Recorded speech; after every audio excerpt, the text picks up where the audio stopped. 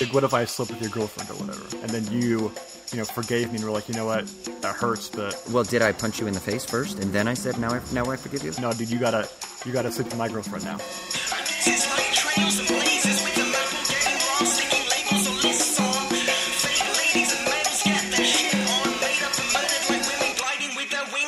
All right, here we go. Welcome to another episode of Vagabonds, Owls at Dawn, or Vagabonding with Owls at Dawn. We are just two dudes from Southern California who study philosophy, politics, and religion around the world and decided to start a podcast where we could bullshit with impunity. I am Austin Hayden Smith in a very loud, cacophonous hallway trying to find some semblance of quiet, but it's going to be loud. I'm just letting you guys know. And I'm Troy Polidori, and it's quiet as fuck here, but, we like to keep balance on this podcast. So, does it work if it's loud where I am and quiet where you are, that somehow there's harmony? Like, is this the harmony that the Greeks talked about that creates beauty? Yeah, it's like the external picture of our souls, right? You have the chaos soul, right? And I have the balanced true spirit. So perfect. This is like Dionysus and Apollo, right? Yeah. We got the two of those together. Yeah, Apollonian, Dionysian. Perfect. Yeah, perfect.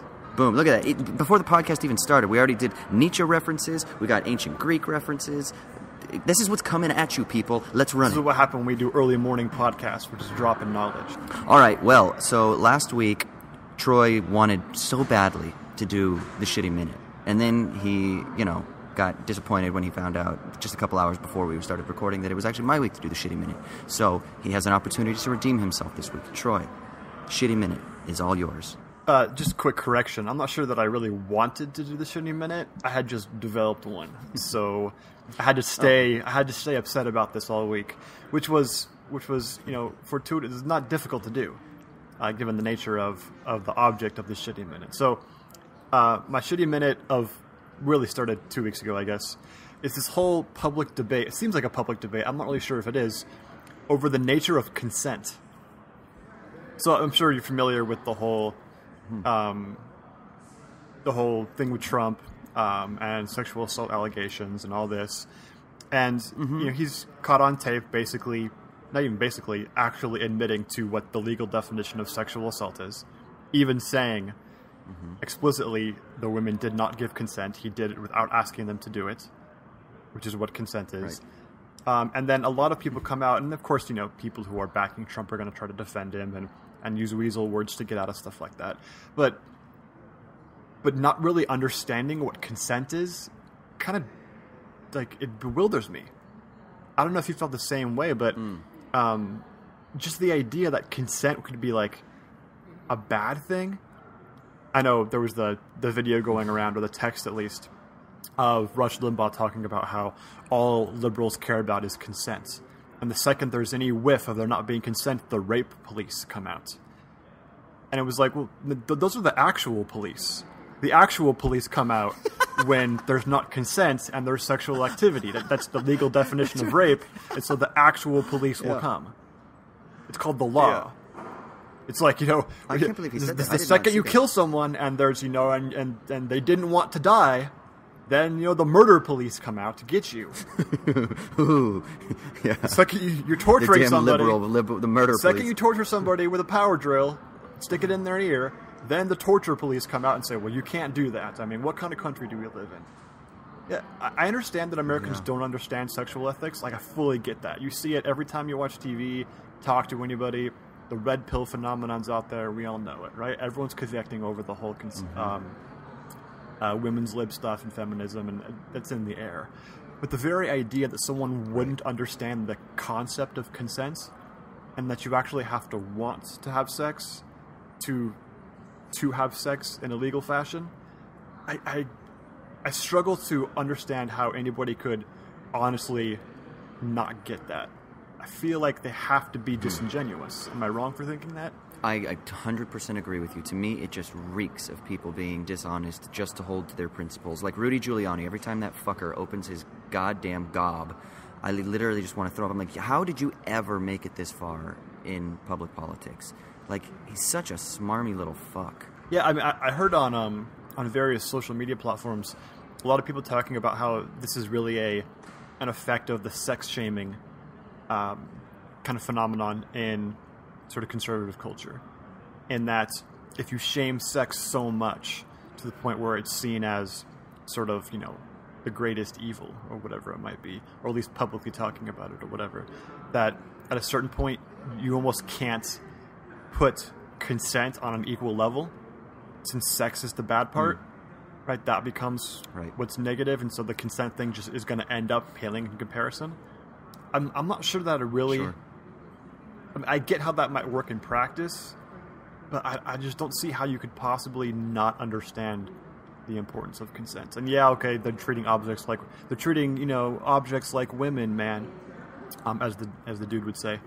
But I don't know. I just don't buy it. I can't believe this is ideology. I feel like it has to be fully disingenuous. Maybe I'm wrong about that. No, I feel you, brother. I feel your pain. I think the whole thing is kind of laughable. I mean, if anyone in any way is somehow trying to wordsmith around what consent is, I really wonder what your motivations are. Like, genuinely. Like, what are you trying to get at? Are you just trying to be this oppositional voice? Because it's actually almost on cue. Like someone like a Rush Limbaugh, who's going to be an ardent supporter of a sort of conservative candidate or a conservative position, or at least he's going to be antagonist to anything that is perceived as progressive or liberal. So he's automatically going to take that position, right? But it's just so strange. I wonder if his disposition is so geared that it's almost instinctual. And so the words come out and the thoughts come out without much reflection, or is it calculated? Or is it some kind of weird hybrid between the two, like it's a habitus that he's created, Yeah, I mean, I understand that. I feel like if that was the case, wouldn't you just automatically go for it's liberals trying to release the video to smear him, and just ignore the whole character issue and sexual assault issue? That's what I expect to see. I guess. But to actually go at consent as a negative idea to use in legal practice, that's so strange. It reeks of almost, if you did that in a movie or a TV show as parody, you'd be like, that's too much, man. That's not really believable. Yeah, but you know what? This election cycle has proven to me that real life is more fictional than the fiction world. So yeah, that's usually a stupid little cliche, right? But in this case, it's surreal true, how true it is. Yeah. Well, fucking yeah. Shitty minute, dude. You want to yell? Do you want to get it out one more time? That's too early, man. It's like that evening where you are. You can yell. I just had breakfast. Yeah. Ah! Yeah. I just had I think they call it a BAP. A what? A BAP. A BAP. I think that's what it's like. BAP. Was there consent involved? BAP. There's much consent involved.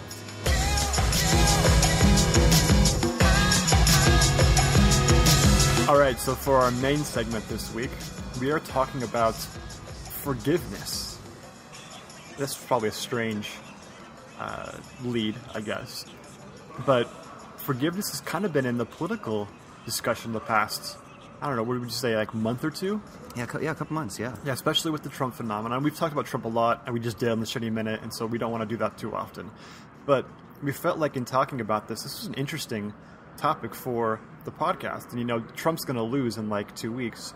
So we probably won't have to talk about that anymore. At least we'll talk about the aftermath, not the actual process. This was a good time to talk about it. What is forgiveness? What's the concept? How does it use in practice? What's sort of the history of it, especially in the Judeo-Christian tradition, because that's the one where forgiveness is so dominant and obviously affects American culture itself. And how is it being applied to scenarios where politicians, especially running for president, have many past sins and are basically asking to be exculpated from them? Is that a thing that the populace should do, shouldn't do? Should there be conditions? A lot of questions here. We kind of take forgiveness as being kind of an obvious blank moral concept, but it's really not. It's really complicated. Just look at the history of how forgiveness is used in Christian theology. It's not easy. It's not a blanket, letting go of things. It's really complicated. Yeah, there was a book written by the theologian Miroslav Volf called Exclusion and Embrace that I read when we were undergrads.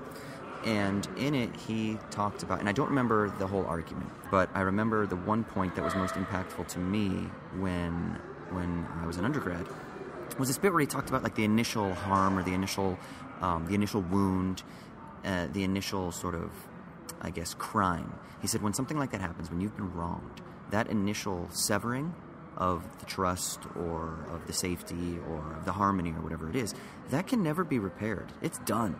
It's gone.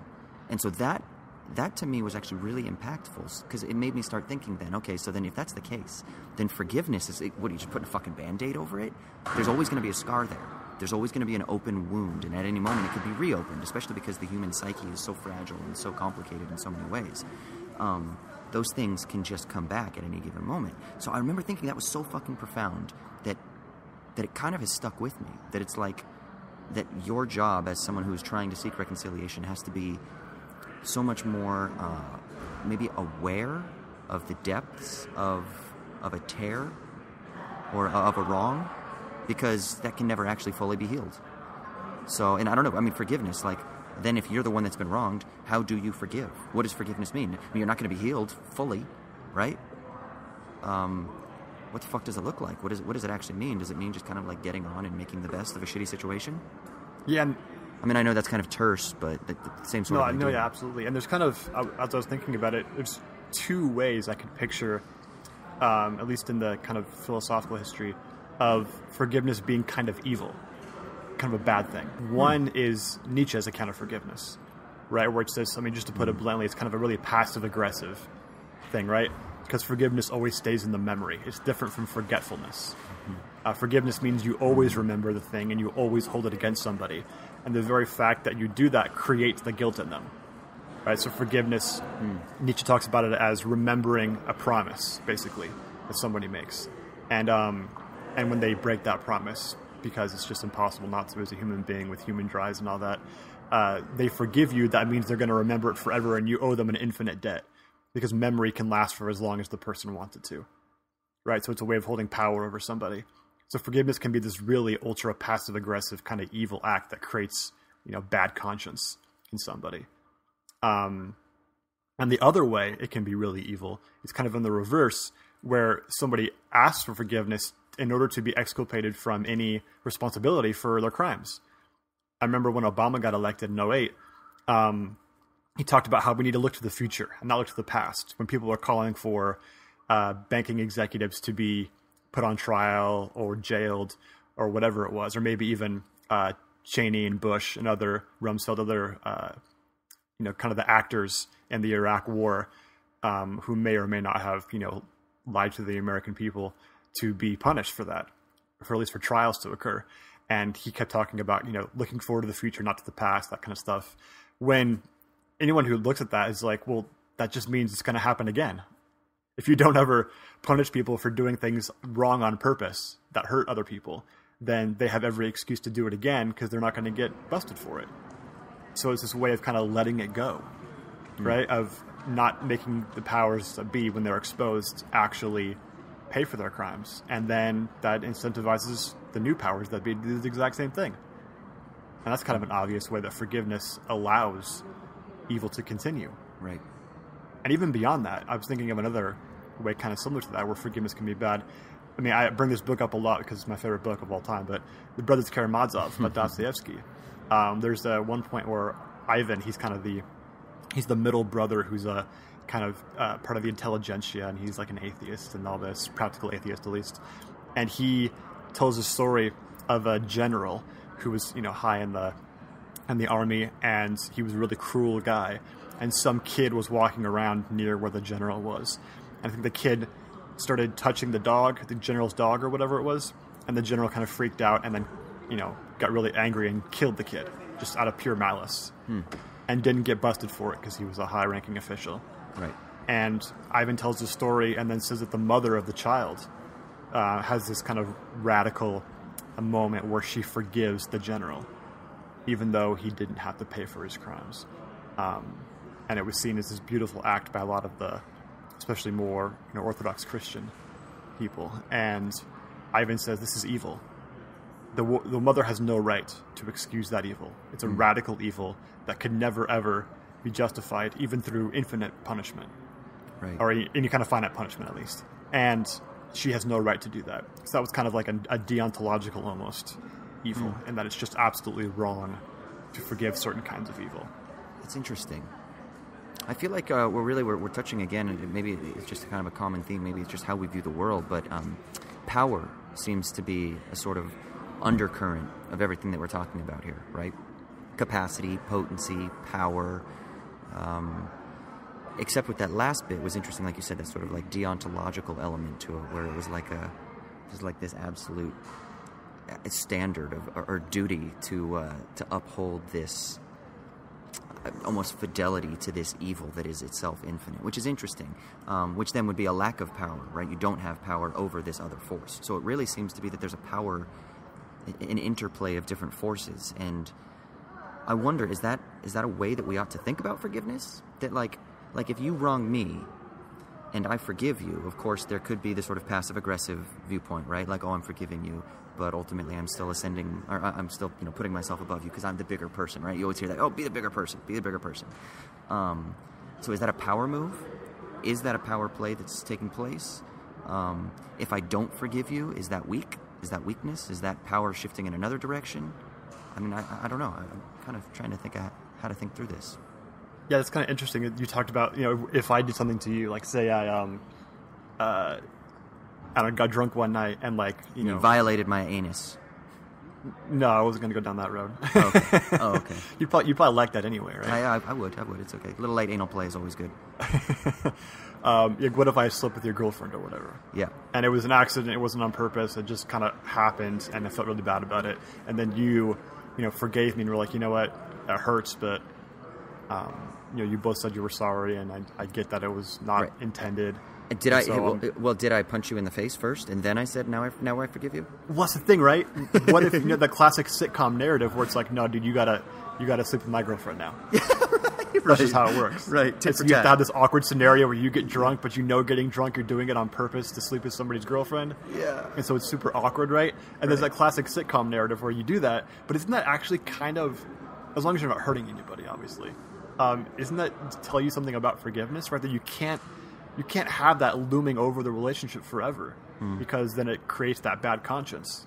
Right. And the imbalance of power in the dynamic of the relationship.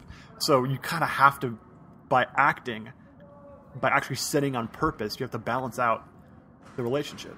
So how do you have human relationships then, since human communities are essentially driven by conflict, right? I mean, there is always a severing of trust. There's always a violation of harmony.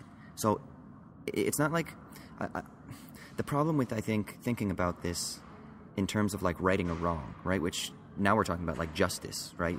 The correction of the wrongs, like what is it, justus in the old Latin or whatever, or jus.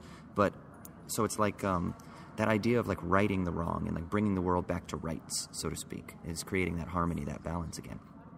I think that presupposes that harmony was the precondition.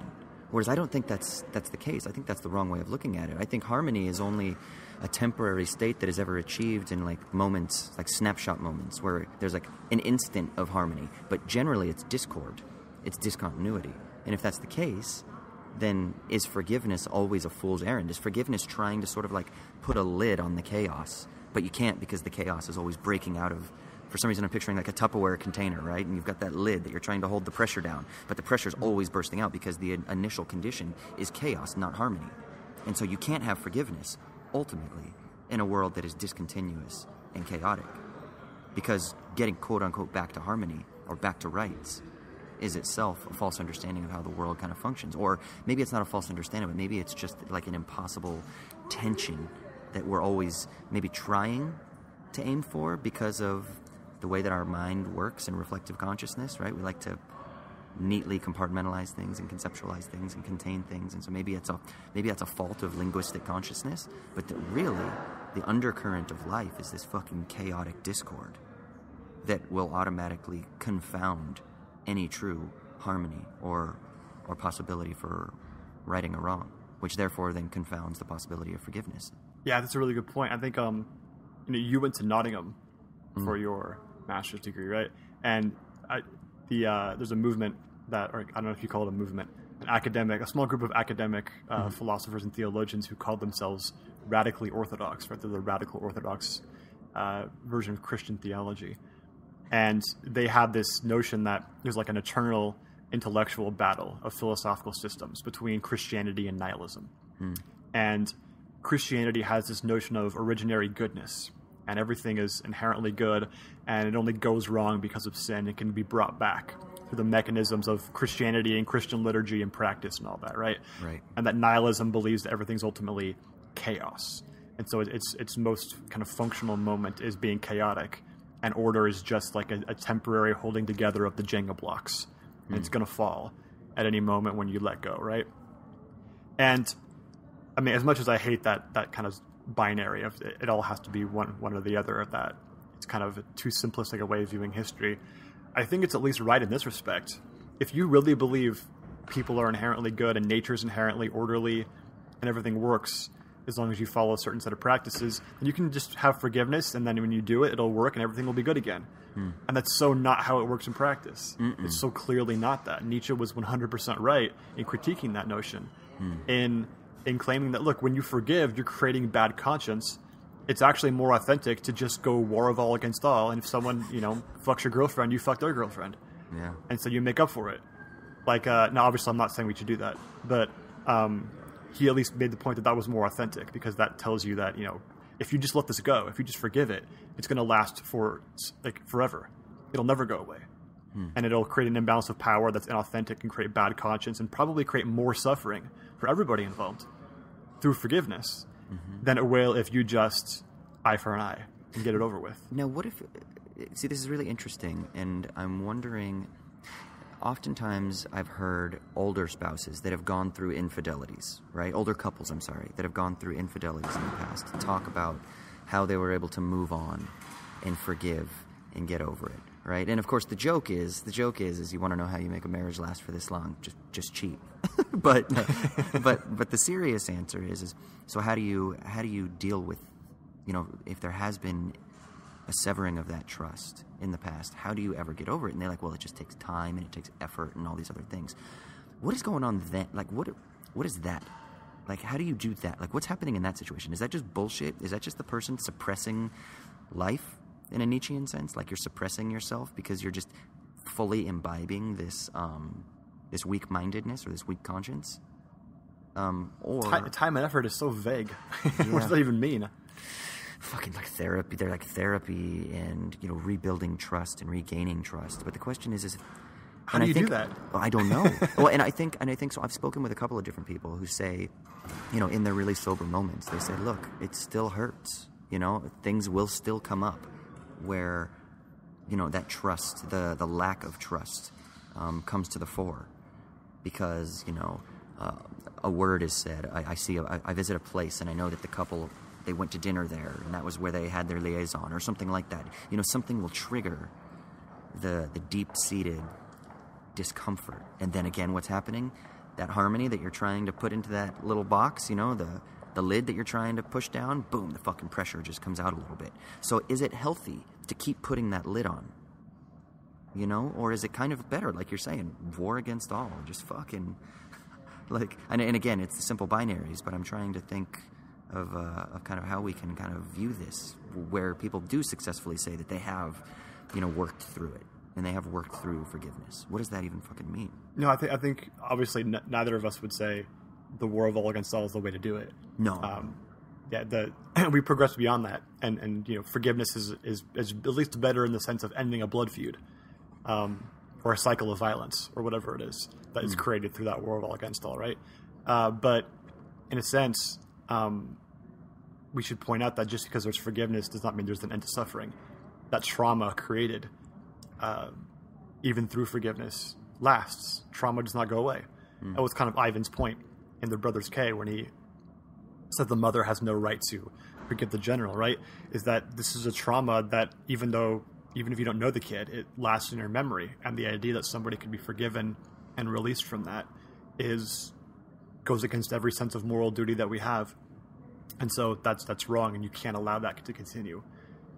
The question is, how do you progress beyond forgiveness as this passive-aggressive imbalancing of power to something that's better, that acknowledges the downsides of forgiveness without reverting back to some, like predatory ancient system of violence, which is obviously not progress, it's regress. I was thinking, as we're contemplating doing this as a concept, looking back at the kind of Jewish narrative for forgiveness and how it's really kind of different in a lot of ways than the kind of modern Christian idea.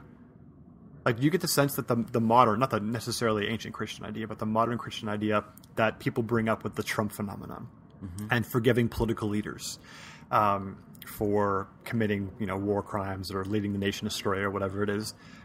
Isn't that kind of forgiveness just a blanket forgetting? Just don't remember it in a public way. Just gloss over Like, you can talk about it when you're having a beer, you can bullshit about it on a podcast, but you can't bring it into the public sphere anymore. We can't show the emperor has no clothes kind of a thing, right? That's not the Jewish kind of classic Torah narrative of all of forgiveness, right? Like when the Jewish people forget God and they worship idols and they intermarry with, the Canaanites or whomever it is, all in the Old Testament, God punishes them and they go into exile. And then they cry out in, pain and say, please forgive us. And God's like, okay. And then forgives them. And then they are stiff-necked and they do it again. And it's this cycle, right? And I was thinking about the book of Hosea, one of the great prophets in the Old Testament. He's told by God to marry a prostitute. What was her name? Gomer? Was that it? Is it Gomer? Yeah, Gomer or Ghost? Something like that. Yeah. Didn't sound very sexy, but apparently she was. If she had to be a prostitute, right? And Hosea's like, I don't want, like damaged goods or whatever. That's gross. And God's like, nah, sorry, man, you got to do it. Trust me, this is going to be for a point.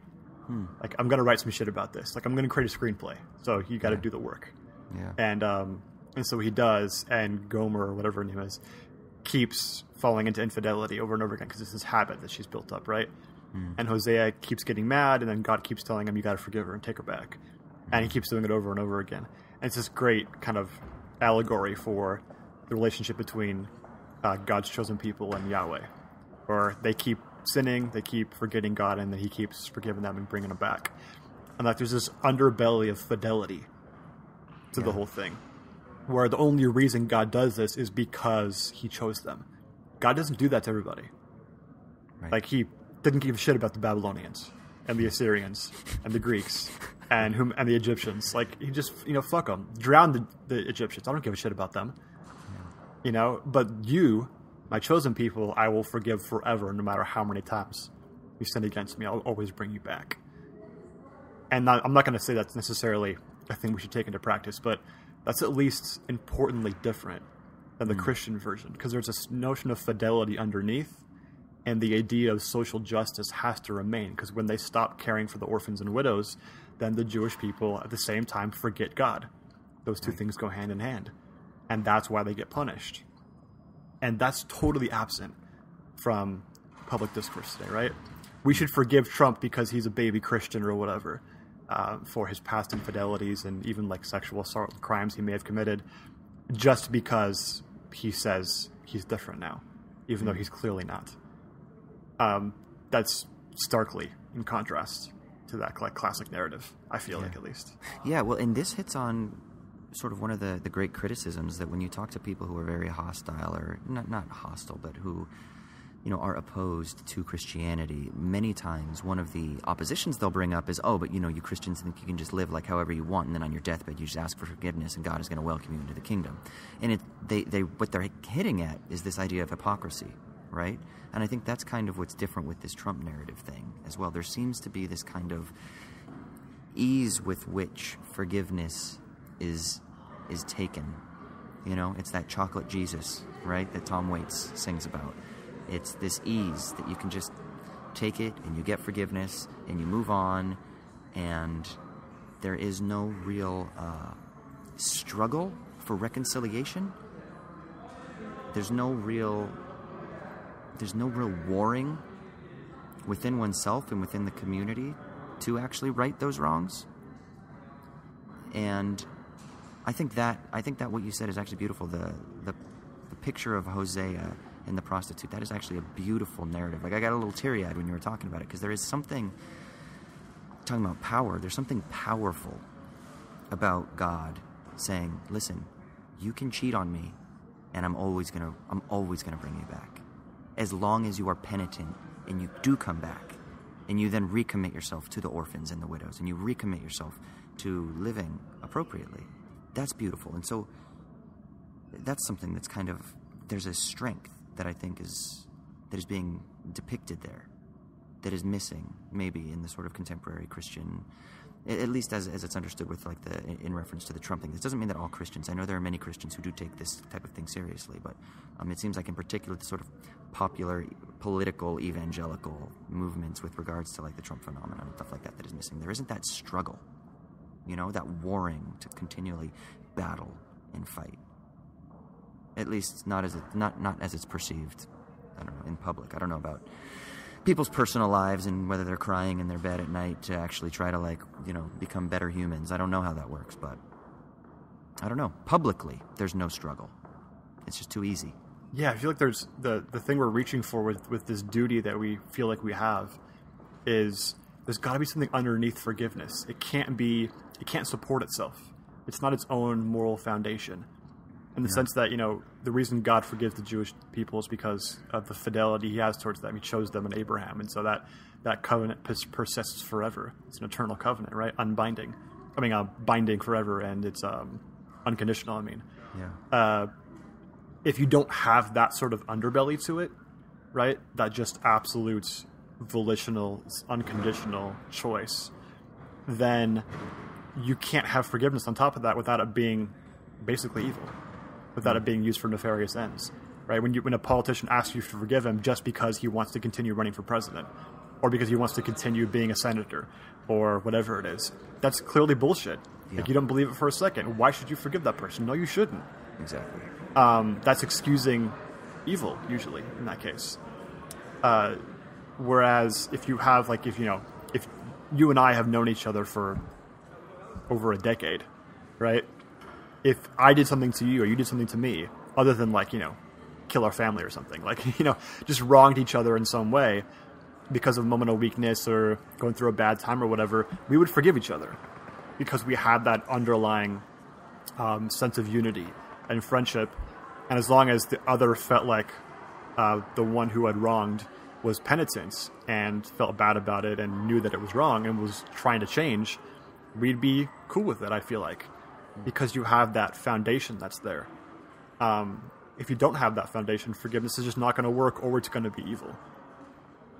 And so if you want to have a political sense of forgiveness, you would have to have some sort of unity underneath it, created by the actual citizenry themselves, some sense of trust and a knowledge that the political elite who are asking for forgiveness are actually trying to make a better world and are not just cynics.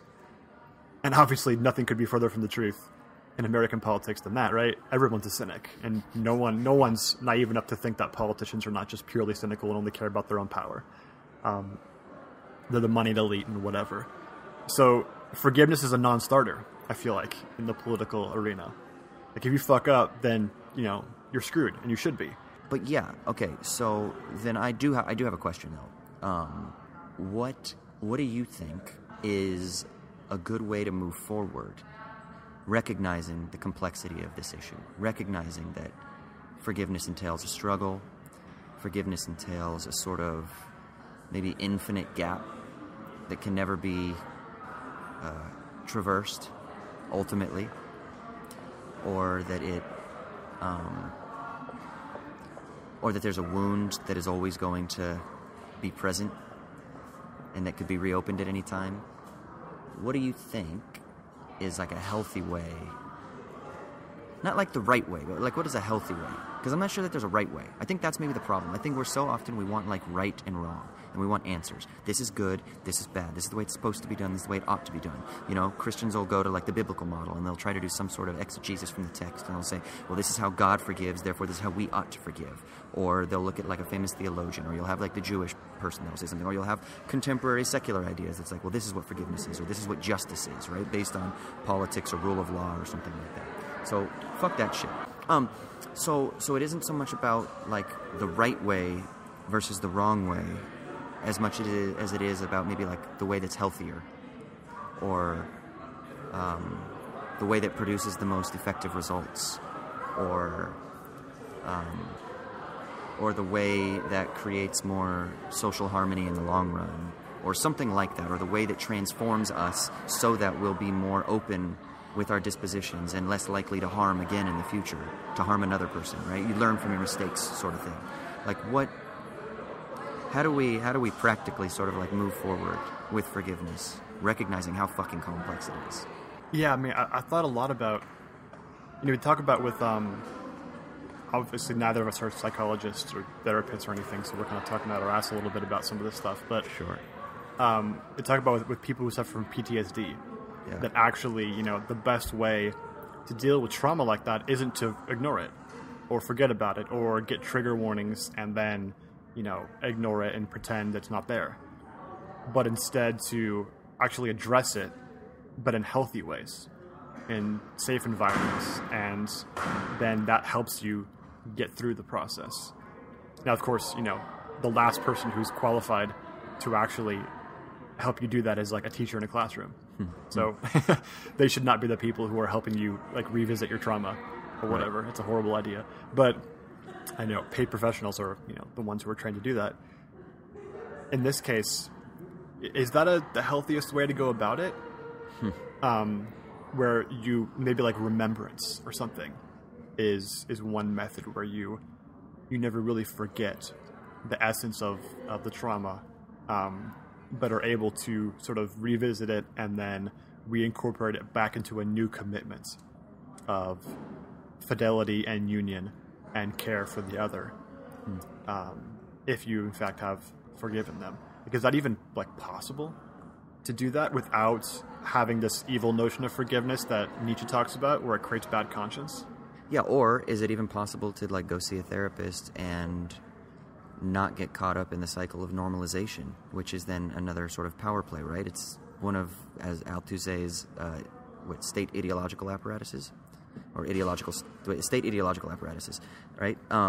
Where it is a mechanism of control because it's seeking to normalize, to get you back so that you can be a functioning person within a market logic, so that you can contribute again to the demands of capital, right? And that's so much of what therapy is it gets you back so that you can be a more functional worker, or so that you can produce more for your business, or so that you can do whatever it is that brings you back from being abnormal back to being normal. And again, I think the fault with that is that presupposition of harmony again, right? And I'm just not sure, which is interesting. Psychoanalysis doesn't do that, right? Isn't that that's one of the interesting things, like with Lacanian psychoanalysis, is that it's very subject-led, so it isn't necessarily about trying to force this top-down solution, but it's much more about allowing the chaos to sort itself out, so to speak, or not sort itself out in the sense of finding harmony, but at least sort itself out so that it can find different attachments. So if these flows of life are bursting forth from you, it can make unhealthy attachments, and those unhealthy attachments are going to create more chaos and more psychological maladies. But if it can create positive connections and positive affects and positive attachments with other people, with communities, with practices, with events, things like that, with discourses, with memories, those things, then that might be a more healthy approach, because you're not stifling, you're sort of stimulating your conatus, right? You're stimulating the vitality that wants to flourish. Or you're allowing it, at least, to be stimulated. I don't know if that makes sense. Yeah, I was thinking, you're talking about Lacanian psychoanalysis, there's the notion of subjective destitution, where you kind of unwind the subject's beliefs and the master signifier which governs the whole thing, and that's all, gobbledygook, but some notion of not trying to normalize for the sake of living a healthy, productive life for the sake of the economy or whatever, because then you end up, stifling those flows of life, and it becomes worse in the long run. But being able to do that without necessarily some sort of blanket forgetting, of the thing, as if it didn't happen, which of course then just means repression, right? Yeah, it's tough, man, to think about how you could actually do this in a way that doesn't just normalize itself back into the status quo. Right. Like I was thinking, it's like a Scylla and a Charybdis kind of a thing, right? Which are you're going towards one or the other. The tides are taking you towards one form of, destruction or the other.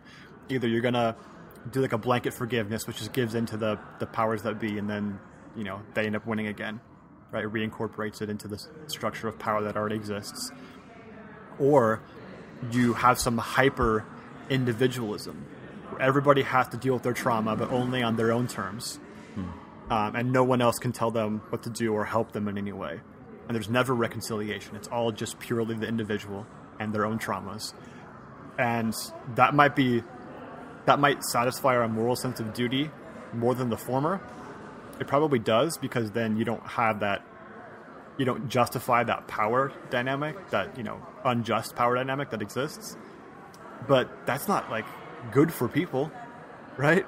To just be hyper individualized and only have you and your traumas and, no ability to deal with them or how to redeem them, to make them or reincorporate them into some greater scheme for yourself. Both of those sound bad. Yeah. And not healthy and not good for, building up a society. Right. Yeah. It's weird. Have you been good? Are you good with forgiveness, in your own personal life? Is that something you're are you pretty easily quick to forgive, or is that hard for you? It depends, man. Does it? I find that in some cases, if I really care about somebody and it's not a big deal, then yeah, I totally can. But I do have a tendency to kind of, unfortunately, one of my weaknesses is holding grudges. Right. Especially if I feel like someone doesn't understand my experience. They don't Yes. empathize with how I experienced the wrong. Do you think part of that is because you are you're a teacher, and not just in by trade, but almost sort of by nature? You want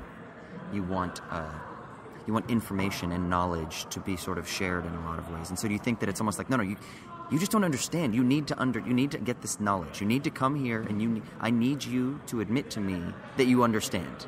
Is that kind of something that you need sometimes, you think? I mean, I wish that was the case. Okay. Probably some of it's just my personality is I don't know, it's it hurts my pride or whatever if someone doesn't understand that I was hurt by something. Yeah. I would guess it's somewhere in between those two poles of good and bad. Sure. You're kind of the opposite personality of me. Do you experience it differently? That's what I was it's so strange. So I feel like one of my big faults is that I forgive too easily. And there are very few people in this world that I dislike. I hear so many people all the time that I dislike that person. I don't like that person, or or that person I had a falling out. I don't have that. Really. I mean, that's not to say that there aren't ever people that I've had tensions with. Of course. I've been in relationships with people. I've lived with women that we've had these intense, passionate relationships, and a couple of times there have been some intense breakups. That's what happens when feelings and emotions are involved, and when wrongs do occur, And so I've been in those situations, and I've felt the pain of being wronged, and I've also felt the guilt of wronging another person. And I feel like for some reason, when I look at my response to it compared to other people's responses, I sometimes wonder if I'm I don't know, if I'm calloused or something like that. Because it's I feel like I just kind of forgive and move on. I don't know if that's a callousness or if it's maybe I just don't feel enough, and that's why. Or I don't know I don't know what it is, but it's weird. I feel like sometimes I do. I just fucking forgive, and I just kind of move on, and it's kind of okay, I will welcome you at my dinner table now.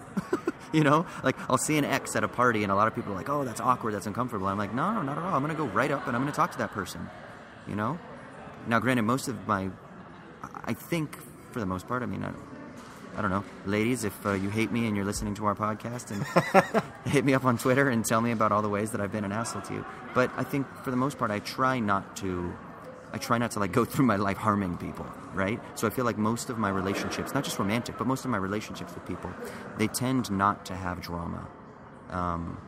And so I feel like that may also kind of contribute to it. But so maybe I just don't have like big wrongs that I have to like forgive people for. But I feel like I'm pretty quick to kind of get over things and move on for the most part.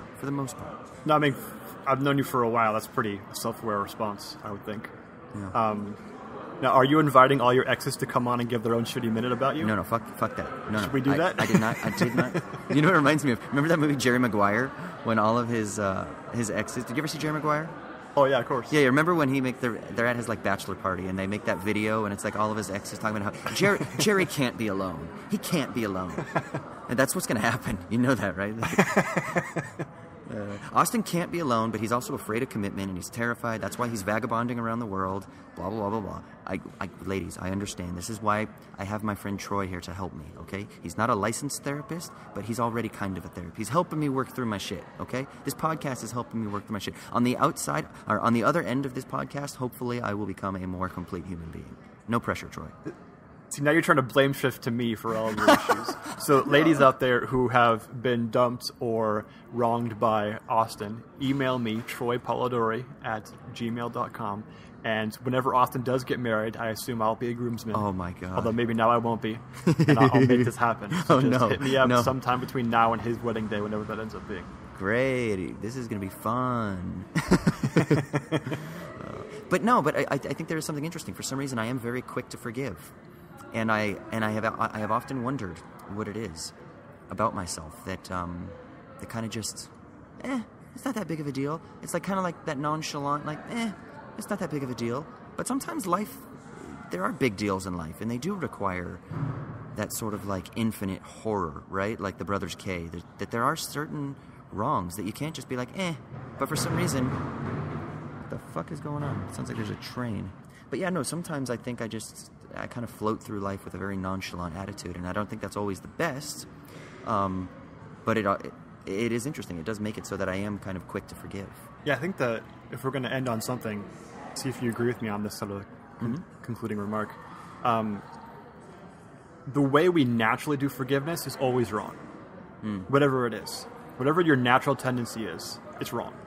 Because it's been developed through many, many centuries of social evolution, and for bad reasons, most likely. Either to justify and exclude punishment from actual violence, which is horrible, or to individualize and sort of refuse to reconcile and incorporate back with the other, which is probably better than the former, but also not like the goal of forming society and, social cohesion and all that. So whatever your natural tendency is, whenever you get into a difficult situation in a relationship, or even in the bigger macro scheme of politics, whatever your intuition says, tell yourself you're wrong.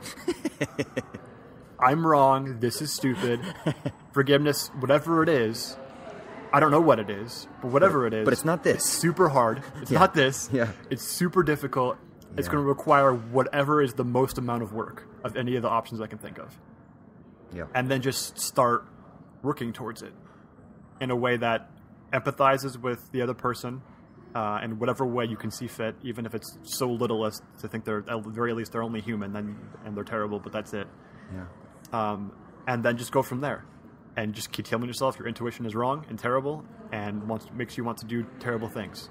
So don't do those things. Yeah, and I think the only thing I'd want to add for me is that I think let's just change our frameworks for how we view the world. Let's not seek harmony. It's not about harmony. Harmony, identity, unity in any absolute sense, those things aren't always the best. Let's seek some sort of discontinuous... It's like a chaotic... Okay, maybe it is like a harmonious balancing of chaos, if I can say that. So it's not harmony in like a pure sense, but it's like becoming comfortable with discomfort. Does that make sense? Austin just came back out. Yeah, Okay, you said there is no harmony, and I was like, what? This is Austin? What the hell happened to you? No, yeah. There's not harmony at the origin of nature. Then you're like, oh, wait, maybe the harmony is in the disharmony. Yeah, that's what I mean. Oh, there it comes back. Yeah, there it is. Yeah. Now it's back. That's Austin.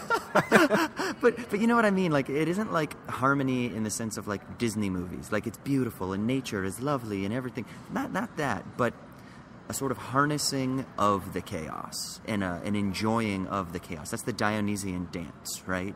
It's dancing with the chaos. And I think that if we have a disposition that allows us to view the world and interpret activities in that way, I wonder if that'll get us to what you were just saying about struggling through figuring out what fucking forgiveness is.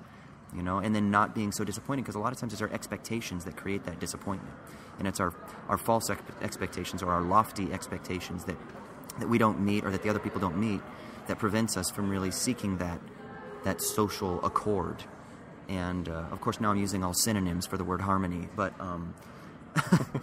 but I think what I'm trying to get is it isn't perfection. And if that's what your view of it doesn't end. Exactly. And so if you want to use the word harmony, I'm okay with that. But it's not a perfect harmony. It's not a homogeneous harmony. It's a messy, sloppy, crazy, chaotic, embrace of the crazy, and that is harmony, I guess. And maybe that's the goal. I don't know. It sounds. Yeah, the harmony seems more like a.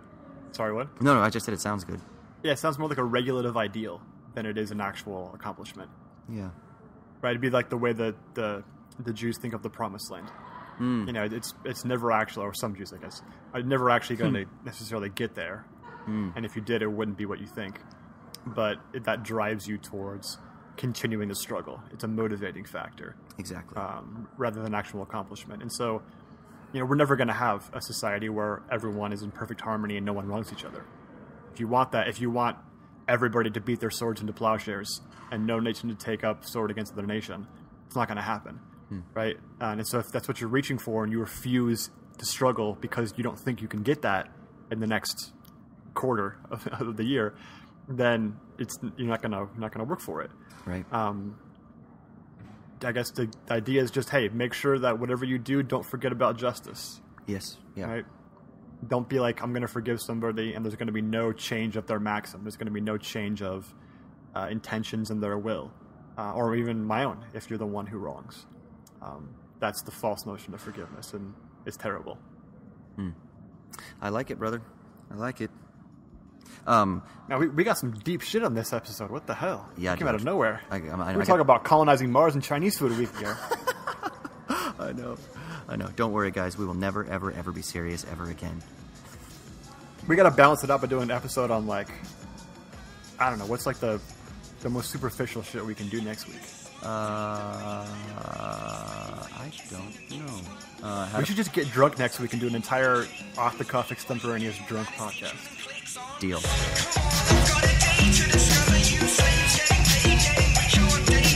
All right, for our next segment, we're doing the Sticky Leaves. This is where one of us, with all this talk about forgiveness and sad stuff, we got to get some uplifting stuff. Like, what makes the world worth living for?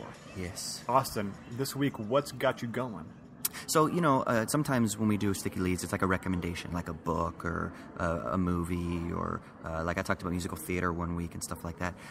So I guess there is a recommendation in what I'm going to talk about, but it's less a recommendation and more just a sharing of what has been making me enjoy life for the last week as I have been in Dublin, right? So I moved to Dublin for a little bit, and I have been staying in temporary digs at the moment. I'm staying in this, basically it's a hostel, but it's called the Generator Hostel, and it's really friggin' nice. If you're ever in Dublin, I totally recommend it. They got a great bar downstairs. They always have live music and all kinds of different entertainment. They have like comedy troupes that come in and do stand-up gigs and shit like that. The rooms are very nice, and then of course it's super cheap and it's centrally located, perfect location. Great, stay there. But what I've been doing pretty much every single day in the evening is I've been going down to the bar and I've been ordering a pint of Guinness and I have been reading Karl Ove Knausgaard's My Struggle. Have you ever read this, Troy? I got to hear you first. Okay. Now I'm only like, we'll say 50 or 70 pages in, okay? But the way that he is kind of like talking about his youth and growing up, I feel like almost like he's writing my biography, except in fucking Norway or wherever. He's Norwegian, right? Scandinavian, some sort, yeah. Yeah, I think he's Norwegian. But it's so fucking funny. But really, that's not the point. The point is that the book is really secondary to my point. But I do want to talk about the book too. But the book is secondary. The primary thing is the pint of Guinness that I have been drinking every day. And one pint turns into 3 or 4 most nights, as I'm reading. And then maybe that's why the book is getting progressively better as the evening goes on. But I will say this right now. I will say this. People say this, right? You talk about beer, and you get people that are like craft beer fanatics and shit like that, and they love the taste of hops and all this stuff. I will say this. A pint of Guinness in Dublin, while you're reading or doing whatever the fuck it is, for me, it's been while I've been reading, has been like divine, creamy, wonderful, make my brain happy because it makes me a little bit buzzed gift from the beer gods, if you even classify it as a beer. Guinness in Dublin is the greatest fucking beer I've ever had in my life. And it is wonderful. And every day, I wake up and I'm like, I cannot wait to have a fucking pint of Guinness. And I am not a big, want to drink a beer with dinner kind of guy, but I want to have a Guinness with every meal. It is so goddamn good. It is so good. So that's what's been making my life just so fantastic. I mean, obviously, there are many other things. It's an amazing city, vibrant city. I'm at this institution that's really phenomenal. They're very supportive, and they're giving me everything that I can to help me with resources. And I'm preparing to give this paper at a conference in a couple weeks. All those things are great. But what's really made my life just soar over the last week has been that pint of Guinness in that book that I just sit down and read every single day. And it's been fucking phenomenal. Fucking love it. And when you're in LA, or if you're in Kansas, or if you're in Canada, or if you're anywhere in the world, and you have Guinness, do not judge that pint of Guinness accordingly, because it is going to be weak. I'm telling you, I had Guinness when I was in LA, and I was like, this is gross. Don't have it in the can. Don't have it in the bottle. Come to Dublin. You have to have many a pint of Guinness. And Troy, I know you know this, because you have done the Guinness, and it is brilliant, is it not? You have not preached to the choir more than in this Sticky Leaves, because, dude, a Guinness in Dublin is, it's divine. It's the exact qualifier you need for it, right? Yeah. It's so creamy and heavy and rich. It's so good. It tastes nothing like that anywhere else. No. It tastes like nothing else I've ever tasted. I don't get it. Yeah. There's no beer that tastes like that. I mean, there's no beer. No, I've had Smithwick's and other stouts and things like that are kind of in a similar family, but they're not the same. There's something about the Guinness in Dublin that is. It's like dessert. It is. Yeah, it is. I heard. So I was getting my haircut at the barber, and the guy dude at the barber shop, and I don't know if this is just folklore or what, but he was telling me that Guinness was made by a Protestant guy who was trying to combat drunken Irishness. Oh, did you tell me this? Yeah. Oh, I thought it was the barber that told me this. Yeah, last week. Oh, shit. Well, there it is. So I met this guy who told me this story, Troy. Let me tell you all about it, okay? I'm getting that footnote. I know. Okay, this is Troy's footnote. But yeah, so it was made so that you wouldn't get too drunk because the alcohol content is low, and it's thick enough that you won't drink too much. That's fucking perfect. You know what it was? The barber just told me all he drinks is Guinness and Jameson. I'm confusing my people. It's because I've been drinking too much Guinness. I don't remember what happened. But at least the information is there. But yeah, man. And I get it because, I will. I mean, I'll have, like I said, I'll have 3, 4, 5. And the alcohol content's only in the 3s maybe? Like high 3s, I think, or something like that. So it's not that high. It's not going to get you that drunk. But it tastes so good, man. God, I love it. Yeah, is Guinness the greatest invention by Christianity? Or at least Protestantism? Is Protestantism's greatest invention Guinness beer? I mean, it might be. You know what? I'm going to become a Protestant again if that's the case. I'm okay. It's hardcore. Yeah, it's either the Protestant work ethic creating nascent capitalism or Guinness. And since the former has both goods and evils to it, Guinness has no evils. It has no evils. There are no evils. It's never done anybody wrong. No. Oh, God. Guinness doesn't have the Pinkertons. So that's right. I think it's okay. Yeah. All right. So, Nosgard. What were you going to say? Okay, I've never read Nosgard. Although, of course, I'm aware of it because I'm academic, and that's I don't know what that. It's like cocaine for academics. They can't help themselves but read that shit. Whenever I hear about it, I can't think of a thing I would want to read less. Really? Just the idea of it. The whole 21st century novel. I know it's technically autobiography, but it's written more like a novel, right? Yeah. The idea of just sad, dysfunctional white people, upper middle class white people. Yeah. Like I guess Franson is who I kind of associate with that with. Oh man, nothing. I had this like automatic disgust reaction to it. I can like see seeing that. shit on the floor. Yeah, I can see Like that. I just want to walk away. I can't even look at it. It can appear as though, like, oh, boo-hoo-hoo, you didn't get the pretty girl in class. You know? Kind of, and the fucking book is my struggle. But I think when you read it, and you're like, oh my God, my struggle. I didn't get the pretty girl in class, and she wouldn't let me take off her shirt, and, you know, because he's talking about, like, his first, like, fumbling sexual experiences and stuff like that. And some of them are, like, Which, by the way, funny. I don't mean to interrupt you, but my struggle would be Mein Kampf in German. Just point that out. Yeah, it is. Yeah. But he's Norwegian. I know it's on purpose, but Yeah, it is on purpose, yeah. But I will say, as I'm reading it, I get what his real struggle is, at least so far, and that I think makes it a little bit less like middle-class complaint. And it's just that he's trying to find himself in his pursuit of his artistic endeavor, right? He wants to be a writer. He wants to do these certain things. He wants to find happiness. He wants to find that harmony. And that's really what it is about. And I think there's something interesting about that, because you're right. It could come across as like self-loathing, like, dude, get over it. This is just like Chandler from Friends complaining about something, you know? But it isn't that. It isn't, to me, it hasn't been there yet. But I totally got what you're saying, because I felt that for an instant. And then I was able to sort of like, I don't know, maybe go beneath the surface a little bit on that. And I think I was able to dig a little bit deeper and kind of connect a little bit more with what he was trying to do. And so far, I'm really enjoying it. I may have to give it a try. I mean, I feel like it's so geared towards people like us who have tried to, you know, do what they're passionate about for a living. Yeah. And, yeah. you know, we struggle with that. And it just seems so, you know, 0.01% of the humans who've ever lived have been able to do what we do. Right. Have the privilege that we have. So our struggle is like, who gives a shit about our struggle? Right. But I get that it could still be rewarding. I'm not saying like, oh, it's first world problems, so just ignore it or anything. Right. I don't know. I mean, my aversion to it's not rational necessarily. I I'm understand. not claiming that it is. Yeah. But it's still there. It's like seeing shit. I don't know. I can't help myself. I would say this. For people listening, I think you can get it. I have it on my Kindle. Read the first 10, 20 pages.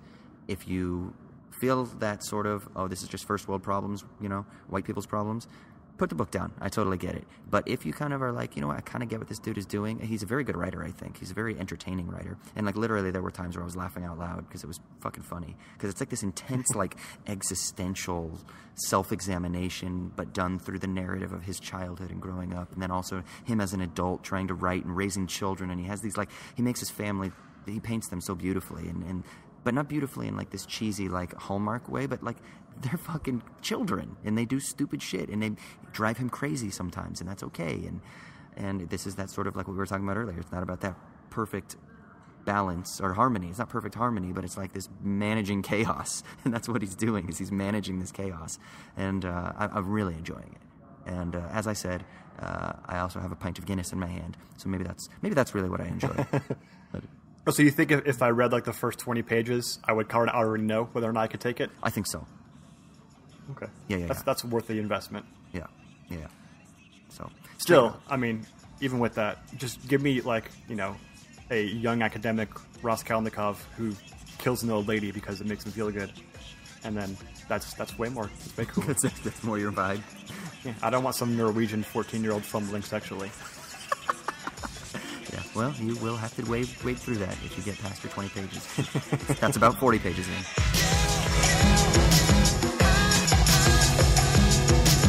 Awesome, cool. Well, now we are going to pivot to bullshitting this week. And being festive as we are and loving the holiday season, or not so much, I don't know. We're going to talk about Halloween. Troy, what's on your bullshitting mind this week for Halloween? Do you know any holiday that gets as much shit and as much praise as Halloween? I guess Christmas kind of does. I was going to say Christmas does, yeah. You kind of already know if someone likes Christmas by their personality, right? If they're like estranged from their family and they're super introverted and they hate people and they're asocial, then they're going to hate Christmas. They'd rather just go to work than do whatever the Christmas ritual is with their family. Right. I'm the opposite, because even though I am obviously very introverted, I have good relationships with my family, and I love having the time off, and I love being in Southern California. Christmas weather is amazing. Mm-hmm. Right? It's crisp and perfect, and everything's great. It's actually fall, usually, at the end of December. So I love that. But Halloween gets, like, it gets shit and praise for, like, all the same stuff. It just feels different to me. Who gives a shit, though? Is it just people that are like, nah, I don't want to dress up. I'm too old for that shit. Like that kind of shit? Or are you talking about, like, the religious people that are like, oh, it's satanic? Oh, well, yeah, that's stupid. But I guess just you get a lot of people who are like, oh, you should, dressing up when you're an adult. Like, you're 5 years old? What are you, having fun? Yeah. You can't do that. Didn't you read the rules? Yeah, how dare Fun you? ended. Yeah, right. You need to hate your life like I do. Yeah, exactly. And then, yeah, and that obviously is disingenuous and terrible. But at the same time, I also, like, I don't want to do all the stupid adult fun Halloween stuff either. But you have thrown Halloween parties in the past. Oh, yeah, if it's a party and you hang out and, like, you drink beer and you talk about stuff, that's awesome. Yeah. But, I mean, like, the whole dress up and go to the club thing, or I don't know what kids these days do, but I'm sure it's not fun. But that's not really your vibe anyway. Like, on a Friday night, it's not like, hey, Troy, do you want to come to this club with me? So, are you saying that on club? I am saying right now on this podcast that, Troy, you do not club. And you'd be correct. So, yeah. Whereas I, on the other hand, have been known have been known on many a night. As a matter of fact, last night I ended up in a couple of clubs, and the night before. I'm new to Dublin, so people are showing me the ropes. But see, I love the club world.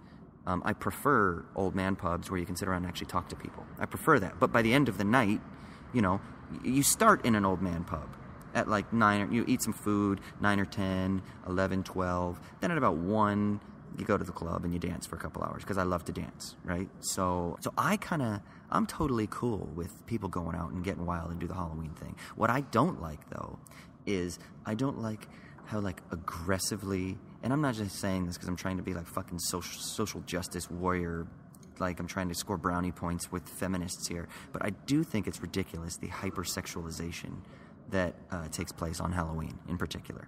Like, that I think is kind of silly. I'm like, and it's dangerous, and, like, if I'm being serious and not trying to be irreverent, like, beyond the fact of it being silly, it is dangerous, and it is a weird fucking night. And I just don't think that it's ultimately best for I don't know, human social relations. But maybe the club environment isn't good for human social relations. It's all, I hope we're hypersexualized anyway, so I don't know what I'm saying. I'm just talking out of my ass. But you're not going to be into the whole sexy Ken Bone costumes we're going to have this year? Dude, I'm going as sexy Ken Bone. I've got my red sweater, and I'm just going to wear chaps on the bottom. It's going to be a Ken Bone cowboy. Ken Bone meets Westworld. Sexy Ken Bone Westworld. With my assless chaps, and that's all I'm wearing. Yeah, I don't know, man. I dig Halloween. I dig it across the board. It's so weird. Like, if you just abstract yourself from it, it's such a weird thing that we do. Yeah. Like, Christmas is so, like, it's like demythologized, right? Or you give gifts to a person. That's such a, like, eternal social interaction. Yeah. You give gifts to your loved ones, right? It's not weird at all. Like, there were economies based on that in ancient societies. Right. But the idea of, like, dressing up as sometimes morally ambiguous or outright villainous characters from culture and history. Yeah. Ironically, oftentimes, especially with kids. Yeah. Especially and walking around asking for free candy and, like, threatening the person if they don't give you candy. Yeah, trick or treat. Implicitly at least. And it's such a weird phenomenon. Like, I wonder when they excavate the remains of our civilization and they see these references to Halloween, they're going to be like, what the hell was this? Like, apparently there was a religious connotation to it. Like, it was demonic, and that was okay. And they were, like, Christian, like, religious people did it. Yeah. And they're going to be so confused. Yeah. Yeah, it is confusing. But, I mean, is it really all that different than, like, Dia del Muerte or, like, Carnival and stuff like that, where a bunch of people, they get together and they wear outlandish costumes and you fucking dance and you party and you drink and you make potentially bad decisions. Yeah, it's a giant organized excuse to make bad decisions. It's exactly what it is. It's the releasing of the id. It's the institutionalization of allowing the id to flow. It should tell us a lot about our repressed consciousness in our culture. That's exactly right. That you need that. Now, with that said, what are you dressing up as for Halloween this year, Troy? I'm dressing up as myself hanging out. Probably like a professor? reading a book and watching a movie. Are you going to read? It's a Monday, dude. It's on a Monday. And that's the worst. I hate when that happens. What the hell am I going to do? And are you teaching that day? Yeah. Then you have to dress up for your students. No fucking way, dude. Dude, dress up like fucking Nietzsche. Just rock a big-ass mustache that, like, hangs over your mouth so that no one can see. Or who was like a madman? Oh, who was the guy? Oh, my God, the drunken madman that was the... he was... like Hegel's contemporary, wasn't he? Was he Hegel's? Oh God, Maimon. Oh, geez. Was he Hegel's? Were they contemporaries? I don't know if at the same time. I'm not sure. Maybe a little after. I can't remember. But maybe he was before. I think he was like. I think because Kant said that the only person that actually understood him was Maimon, right? In some correspondence. So it was I guess before that then.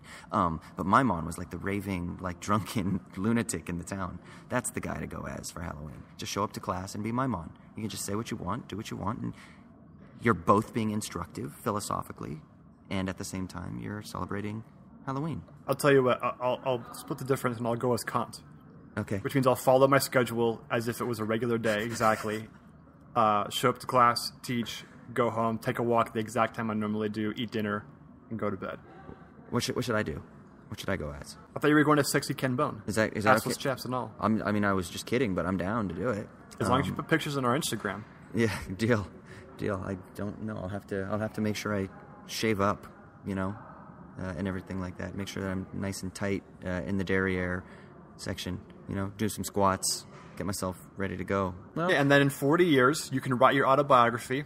And it'll be super sad and witty and ironic, and it'll sell millions of copies, and you'll be a famous lost academic. And I'll call it The Struggle. Not My Struggle, but The Struggle. Because the world struggles through you. That's right.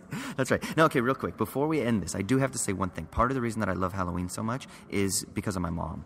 And I think actually this is the biggest reason. My mom is like a designer and a decorator, and she has done she used to decorate like the Ritz-Carlton and shit like that for Christmas and whatnot. And so she's always worked in that arena. And so our house for holidays was always done to the nines. And Halloween has always been one of my mom's favorite holidays for decorating. So for me, I have a nostalgia that's attached to Halloween that's beyond like the clubbing and the partying and stuff like that. I can talk about that stuff, but that stuff didn't even come about that was like interesting until I was like a little bit older. And really what it is for me is it's just like spider webs and witches and like pumpkins, and I love carving the pumpkins and all that shit around the house. I love that. I absolutely love it. And I've been really bummed out because in the UK for the last few years that I've been living there off and on, they don't do Halloween, at least not like we do in California. But you know what? Dublin, all of the bars are done up. They've got like fucking skeletons and Grim Reapers and jack-o'-lanterns all over the place. They've got decorations everywhere. It's pretty freaking fun, man. So I actually, for the first time in a few years, have a little bit of like some excitement about Halloween going on here. So see, globalization is good. Yes, for that for that reason.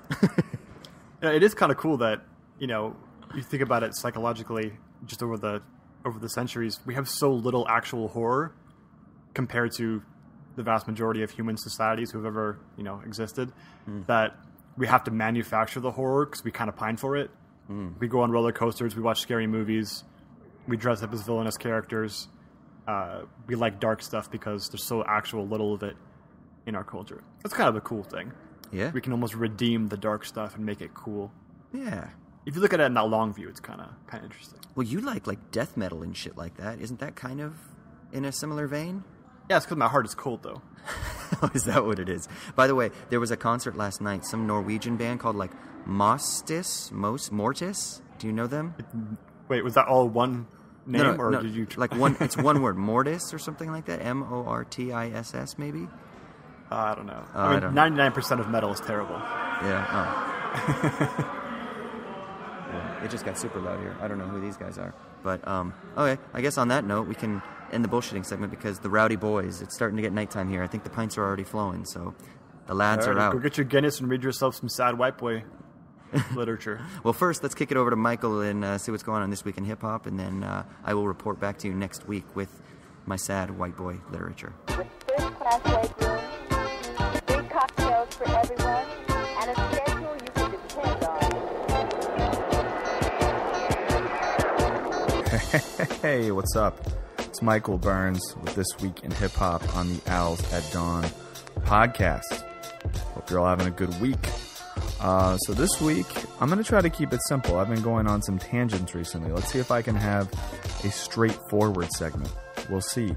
So this week, 2 tracks that came out this week that you've probably all listened to, so you don't need to hear me say too much, but I think they're important. First, we have the first single from the forthcoming third installment of Run the Jewels. It's called Talk to Me. It was released as an Adult Swim single. You've probably listened to it, but if you haven't, you need to. If anything, I was kind of impressed because part of me was thinking maybe this Run the Jewels thing would have a limit. Like they couldn't keep producing the quality music they did in the first 2 projects. But I don't know. I think they still got it. And I think if anything, LP and Killer Mike seem to be pushing each other lyrically because the bars are so hard. And in particular, there's a real political edge on this one. And while I think obviously Killer Mike is the better rapper of the 2, I really think working with Killer Mike has pushed LP a lot as a lyricist. And it's incredible to hear 2 dudes that I think are both in their 40s rapping that hard. It's really good. And you can listen to what LP thinks about Baby Jesus and what Killer Mike thinks about All Lives Matter. It's good. So check that out. Run the Jewels. Talk to Me. It's online. It's free. It's going to wet your whistle for the forthcoming RTJ3. Another track that features a white guy with a beard. Sorry for the theme this week. Action Bronson with his first new single in a while. Like he's been making all these TV shows and hasn't been making as much music for us. I'm cool with that because his TV shows are dope. But the track is called Do-Rag versus Headband. Of course it's called that. It has a super minimal beat on it. From our friend Knowledge. We've talked about Knowledge before. Knowledge, one half of No Worries, which we mentioned last week. So beat by Knowledge, song by Action Bronson, called Do-Rag versus Headband. And it's dope. It's just Bronson being Bronson, and it's just good to kind of hear him doing the thing that he does so well.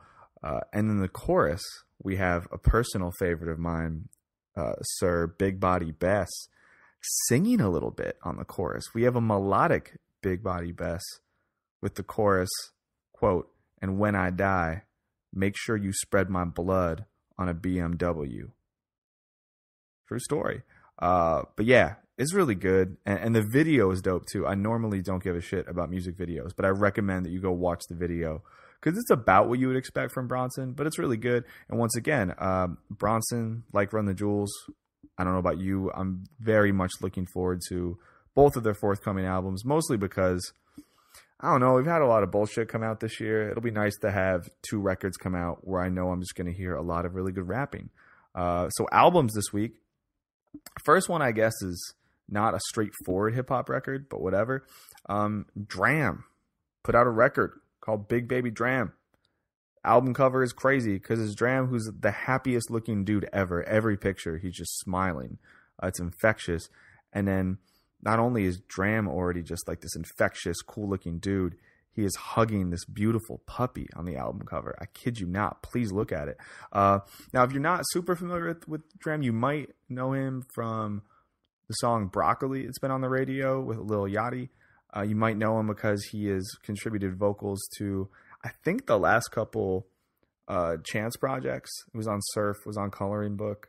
It's popped up a few other places, but he's really good. He's a really good R&B artist that sings a little bit, raps a little bit, lyrically is always fun, picks good tracks. Yeah, album's good. So my favorite songs on it, the opening track, Did It Myself, really good. A song called Wi-Fi that features a woman that's called Erica Badu, which is just awesome. It's a really good track. And then there's a song called Cash Machine that is so good, you guys. It has this incredible beat, has this infectious piano sample. It's just really good. It's one of those songs, like, I think sometimes this part of year, I don't know where you live. Where I live, it gets kind of gray, kind of rainy. You need something to get a little pep in your step. song like that does it for me. There's a song called Out of Sight that's awesome. It's kind of like Out of Sight's the sort of track I don't go out and dance a lot these days, but it's the sort of song where if that came on any place, I would want to be moving. It's really good. And then final song on the record that I liked a lot. I mean, I like the whole record, but the last standout track is called 100%. And to me, it sounds just like an updated version of the best parts of early 2000s R&B. So either way, Big Baby D.R.A.M, check it out. I highly recommend it. And I think it really does navigate this space between, I don't know, kind of dumbed down contemporary poppy rap and R&B and something a lot more interesting. It's really good. Other thing that I think you should check out this week, record that came out, Thelonious Martin, producer out of Chicago, a fellow bald man with a beard. It's a record called Late Night Programming, and it's a beat record. So there are not words on it except for some audio samples. But it's really good. Really soulful production. I definitely think if you like people like Madlib, Alchemist, Pete Rock, that style of production, you are going to love it. Definitely has that soulful style of production that we kind of associate with Chicago-based production, and definitely a heavy Dilla influence too. And on one of the tracks that's called Adult Swim, the track seems to be giving props to Dilla with this soulful reuse of a part from it's from the same song that Dilla sampled the Fall in Love beat from Slum Village on. If none of that meant anything to you, that's fine, but it should. But either way, it's really good. And I think sometimes, I don't know, life gets a little too wordy. It's nice to have a really good beat record. It's called Late Night Programming because he wants us to listen to it at night and just vibe out. And I think you should do that. God, other things real quick. This is personal for me. I don't know if you know this, but a team called the Chicago Cubs, they're a baseball franchise, are about to be in the World Series. I'm not going to say that I'm about to be in Chicago for about 72 hours, but I'm not going to say that I'm not. But the Hood Internet just put out a remix, and it's Chances No Problems with Go Cubs Go. It's the song that the Cubs sing, well, the Cubs fans sing when they win. It's pretty dope, got me hype. And the last thing I'll say before I end, Drake and Pusha, there is beef. Drake has said some things. This is a non-story for two reasons. One, Pusha T is an objectively better rapper than Drake and has already put out subliminal disses that have murdered anything Drake could throw at him. Two, it doesn't matter because the internet will say Drake won no matter what, because the internet is full of stupid teenagers that think Drake is a good rapper and completely choose to not acknowledge that he has ghostwriters. We live in a post-truth era. Donald Trump can say whatever the fuck he wants and no one holds him accountable. Drake can do dumb shit. No one holds him accountable. Truth doesn't matter. But Pusha T's a better rapper. So that's it for this week. It's nice hanging out with you as always. My name is Michael Burns. You can hit me up on Twitter at Mick O'Brien. And always get in touch with recommendations, thoughts, opinions. Go Cubs, go. Catch y'all next week. Here I go. Cruising the sky as smoothly as a bird, you scarcely realize. All right, then. Thanks for that, Mike. Can we all agree that RTJ3 is going to be like the thing? The thing? It's going to be not like John Carpenter's The Thing, but like the shit. Oh, is it? I can't wait for it. Yeah. I'm assuming it's going to be 2017, but it's going to be 2017. Will it be? Like. Will it like that? Will the year 2017 will be defined by that? Yeah, I mean, all the rage that comes from this election cycle, I feel like Killer Mike and LP are just going to just completely internalize that and then express it solely through RTJ3. Is it going to be because Killer Mike was so heavily involved with the Bernie Sanders campaign? Is it going to be like Bernie Bros, but in music form? Yeah, all the rage and frustration. Yeah. That can't be released through just blunts is going to be released through RTJ3. So yeah, right on. Have you listened to the D.R.A.M album yet? Yeah, I'd heard about it through a couple things, I guess probably on Twitter. Okay, but I hadn't checked it out. But since Mike's recommending it, I feel like I'm going to go and check that out then. Yeah, see, I happened to just be messaging him last night, and he told me what he was going to talk about this week. And he was like, oh, yeah, I'm going to talk about this. And I was like, oh, is it good? And so I started listening to it. And as I was reading Plato's Republic, preparing for a reading group today, I was blasting that Big Baby D.R.A.M or whatever the album's called.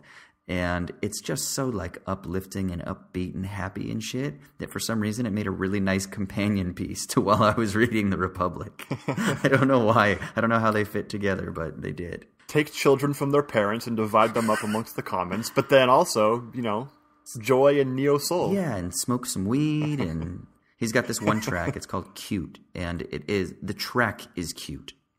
Like the chorus is like, I think you're cute. It's terrible, but literally that's what he's singing. It's about this girl, and he's singing like how he thinks she's cute and how he saw her on Instagram and he knows that's corny, but he wants to take her on a date. And it's just a really like kind of almost hokey. It's almost hokey, but it works. So yeah, I'm vibing with it. Nice. Yep. All right, well, sweet. Well, thank you. That will wrap up another episode of Owls at Dawn. Feel free to hit us up on Twitter, Instagram at owls_at_dawn. Shoot us any recommendations for topics that you think would be interesting to have us bullshit about. Definitely feel free to hit up Mike so you can yell at him about stuff. And if you can, go to iTunes, and if you could leave us a review or a rating, that would be most appreciated. Yeah. Das Vidania, Amerikanski.